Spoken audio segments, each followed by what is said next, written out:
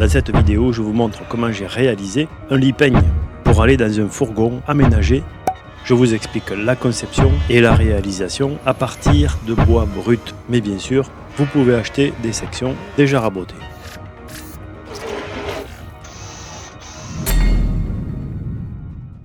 Bonjour à toutes et à tous et bienvenue sur cette chaîne de bricolage. Aujourd'hui, on va faire un lit peigne, mais un lit très simple. Vous allez voir, rien de plus simple. Et ce lit va aller dans un fourgon aménagé. Je vous ai fait une vidéo particulière sur l'aménagement du fourgon. Aujourd'hui, on va s'intéresser qu'au lit peigne. Allez, c'est parti. Donc 3,50 m de long, 3,5 d'épais, 9,5 pratiquement 10 de large. Bon, bien sûr, il y a des nœuds, il va falloir essayer de travailler entre les nœuds pour certaines longueurs quand ce sera possible. Et puis, eh bien, pour faire les lattes, je vais refendre le bois, ici, parce que je n'ai pas besoin d'avoir 30 et quelques millimètres pour faire des lattes, 36, 37. Donc je vais ramener ça à 15 mm pour les lattes. Alors pourquoi j'ai pris ça? C'est parce que j'ai un combiné à bois et j'ai une scie à ruban. Et c'est avec ça que je vais faire la quasi-totalité du travail, puisque je vais débiter... et je vais utiliser cette scie ici à onglet pour couper les longueurs, avec ce trépied pour les grandes longueurs.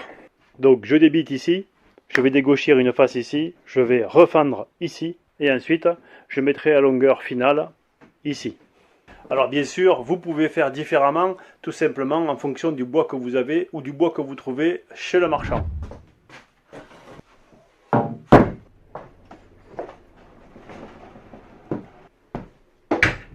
190 cm, c'est la longueur du sommier. 27, c'est 3 planches de 9. Donc ici, j'ai 136. On va faire un arrondi, c'est-à-dire qu'on va faire 136 que divise 9. Ça fait un peu plus de 15.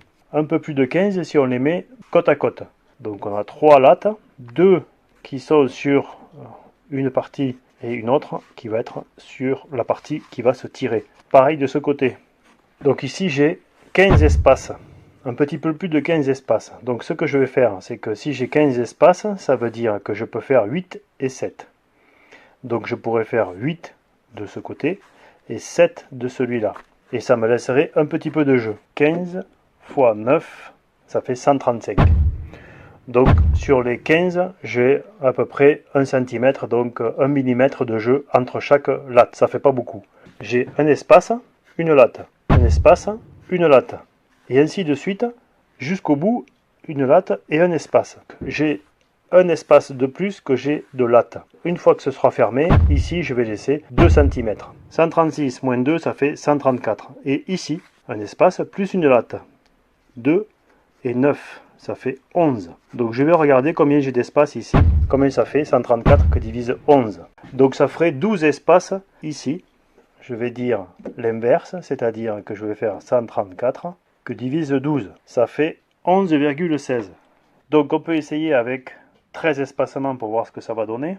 Si on fait 134 que divise 13, ça fait 10,30. 10,30, ça veut dire que j'ai 9 plus 1,3 cm entre chaque latte. Je vais rester calé sur 12. Je vais avoir approximativement une latte de 9 et un intervalle de 2,2 cm.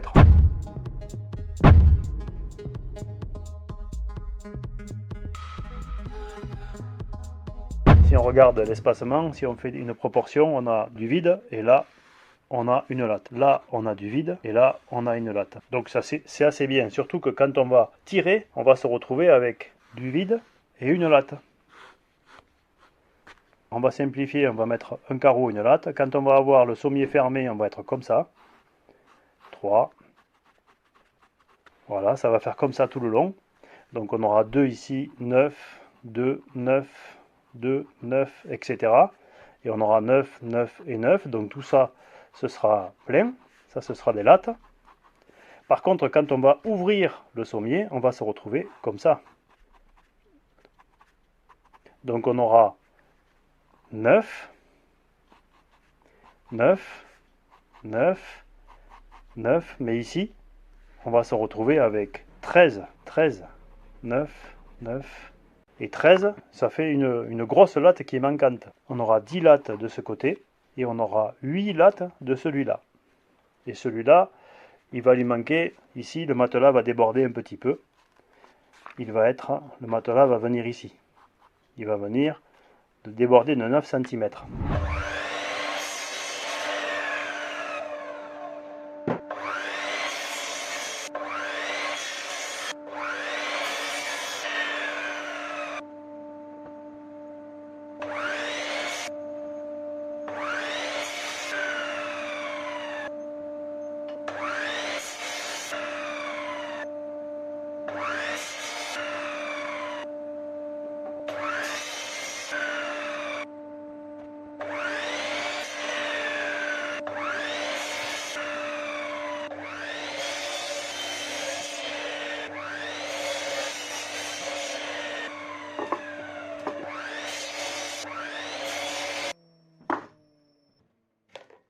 Donc théoriquement, j'aurais dû avoir assez de 2 longueurs pour couper 10 longueurs de 72. Mais en fait, il y a pas mal de bois que j'ai jeté, tout simplement parce qu'il y a des nœuds. Et pour faire des lattes, les nœuds, ça va pas. Donc il faut enlever les nœuds. J'ai perdu quasiment une longueur.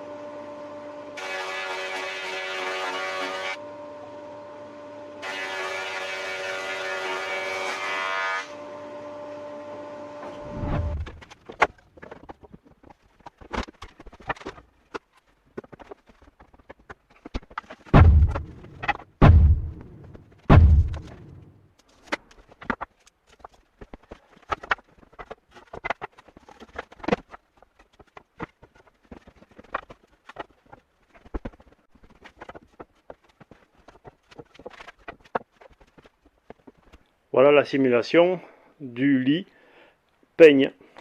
Alors l'inconvénient du lit peigne, eh bien, c'est qu'une fois qu'on l'a ouvert, on a moins de lattes, et quand on l'a fermé, on a beaucoup de lattes. Là en l'occurrence, j'ai fait un choix d'avoir des lattes larges. On aurait pu faire le choix d'avoir des lattes plus étroites et plus nombreuses. Et du coup, on aurait peut-être moins d'espace. Enfin, pas peut-être, on aurait certainement moins d'espace.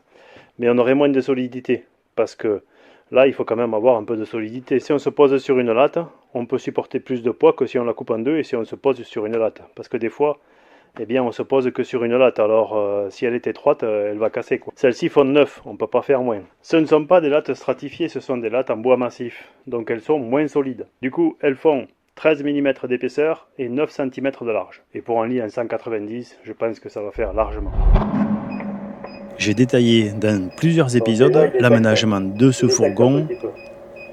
Vous pouvez retrouver toutes les vidéos sur ma chaîne, bien entendu, si ce sujet vous intéresse. Ici, c'est l'installation d'un radar de recul.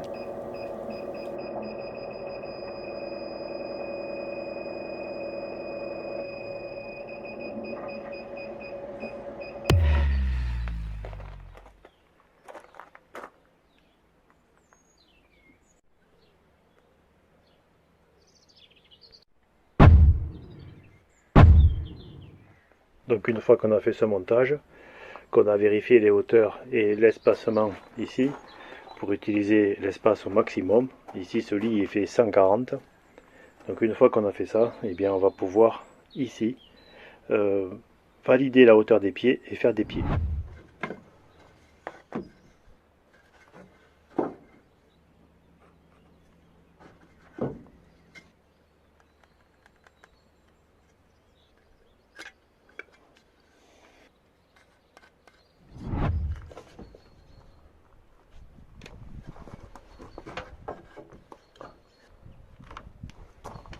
Voilà, le premier pied est monté, ça va donner la hauteur à tous les autres.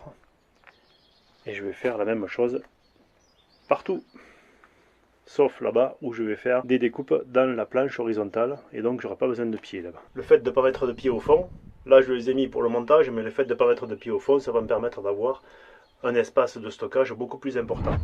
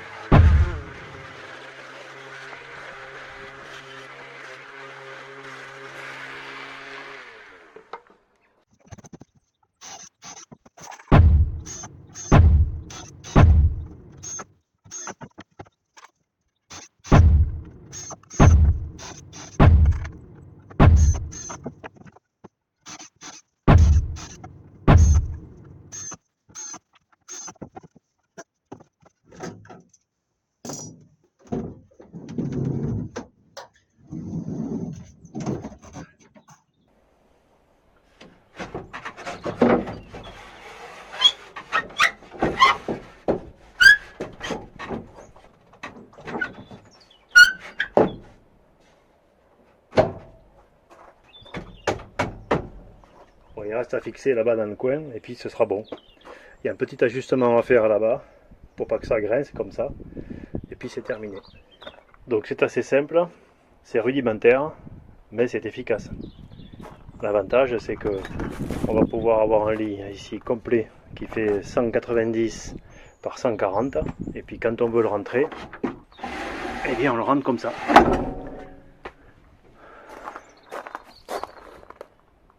Et on n'a plus qu'une banquette qui fait 90. Ici je l'ai fixé par la poutre et la poutre sur la cloison ici, donc ça renforce la cloison en plus. Il faut que je change les vis, ces vis ne sont pas adaptées mais le principe est là. Il me reste une cale à mettre pour que les lattes ne tombent pas, qu'elles restent bien accrochées là-bas. Ici elles glissent sur cette traverse, donc ça reste bien à la bonne hauteur, mais là-bas ça tombe parce qu'il n'y a rien, mais je vais mettre quelque chose et puis ce sera calé. Bon, et ici c'est un peu le foutoir. L'après-midi a été très animé. Ce petit rabot, je vous en parlerai, ce petit rabot à chanfreiner, je vous dirai ce que j'en pense. L'ensemble est fixé ici sur le montant et tout ça, eh bien, ça peut rentrer ou sortir à volonté. Ça laisse un gros volume de chargement puisque ici je suis à 33 cm et que ici j'ai 70 cm.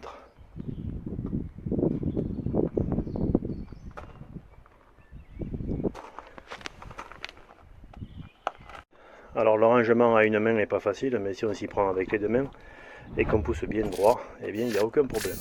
Et on a toute cette capacité de rangement en dessous. Pensez à me mettre un pouce levé, pensez à vous abonner pour ne pas louper les prochains épisodes de bricolage en cliquant sur la notification. Je vous dis à très bientôt et d'ici là, soyez curieux, soyez prudents et bricolez bien.